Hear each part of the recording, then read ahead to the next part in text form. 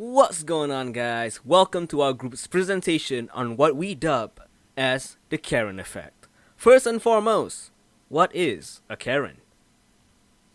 Yep, there it is, a Karen. An intriguing specimen, one might say. An idiot, and an interesting one at that. Like, seriously, it's peculiar. How do they even think? Let me give you a picture. Why do I need to wear a mask? It's my right. Oh, I'm sorry. I've been told that line should be set far more insufferably. Let's try that again, shall we? Why do I need to wear a mask? It's my right. That's what you sound like, Karen. Every time you open your mouth, that's how you sound like. In any case, two main purposes for this video. First, to educate. What caused this particular phenomenon? Second, this is an awareness video so that you don't portray yourself in this manner. Ladies and gentlemen, please don't be a Karen. Our first point is something known as herd mentality. It is essentially a theory that states how a society or a group can influence individual behavior. Now, how do this relate to the Karen phenomenon, you might ask? Well, ladies and gentlemen, the Karen phenomenon are largely attributed to American individualistic culture. The reason why we specify American is that by taking two different samples, which are the United States of America and the Czech Republic, both share the tradition of not wearing masks.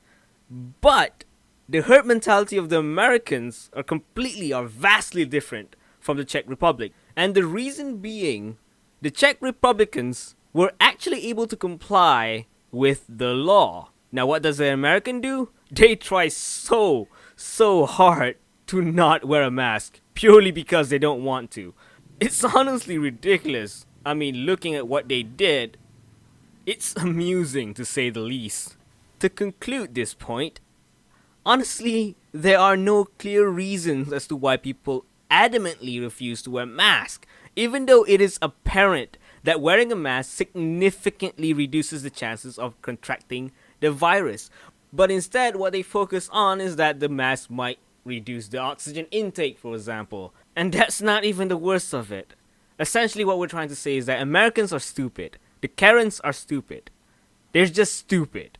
And the worst part is that just because of one Karen, it propagates to all the other people and turning them into another Karen. We might even consider it as another pandemic. The herd of Karens. And this is why herd mentality is a really bad thing, especially when it propagates stupidity. Okay, now that we have herd mentality covered, let's move on to belief perseverance, which is the tendency to hold on to one's pre-existing belief even though it has been proven wrong. Even if their evidence is weak, they will still persist on believing their beliefs, whereas they think that the person who has fully supported scientific evidence is in the wrong. So in this case, let's say that Karen believes that masks don't do anything to help stop the spread of the virus, and their only source of information comes from Facebook forums. Whereas medical professionals have proven and explained why masks are effective in combating the transmission of the diseases. And yet, the Karens will still believe that they're in the right. So that's a brief explanation of what exactly belief perseverance is. Right, so now let's put this into the context of the COVID-19 pandemic that's going on right now. There are American people that believe that COVID-19 is the biggest hoax of the century. So as we can see, America is the number one country in the number of COVID-19 cases and deaths. So right now, they have over 3 million reported cases and over 120,000 deaths.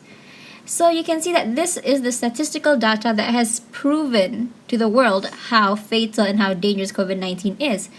However, despite the facts being right there in front of them, there are Americans that still believe that COVID-19 isn't a pandemic to be worried about, or masks aren't going to do anything because people will still die. So how do we relate the Karen phenomenon and the belief perseverance? Well, Karens, like the belief perseverance, they believe in their ideas and their beliefs so strongly that no matter how much evidence you show them, they'll still think that you are wrong somehow. So, what's the big issue? During the pandemic, this Karen stereotype has become a big issue because they have started to believe that COVID-19 safety protocols are an infringement or violation towards their quote unquote individual rights.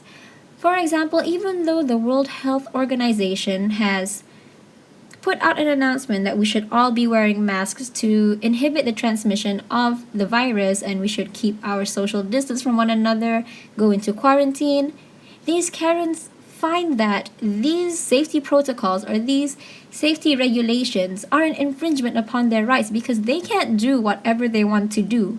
They think that wearing masks does nothing to curb the problem. That's the sort of belief perseverance that they have during this pandemic. So, to conclude everything, these phenomenons like herd mentality and belief perseverance, they become barriers in curbing the problem of COVID-19, especially when your beliefs or your ideas are completely incorrect and endangering everyone around you. So it really shows how a person can be super stubborn, and because of their stubbornness, it becomes a danger to other people.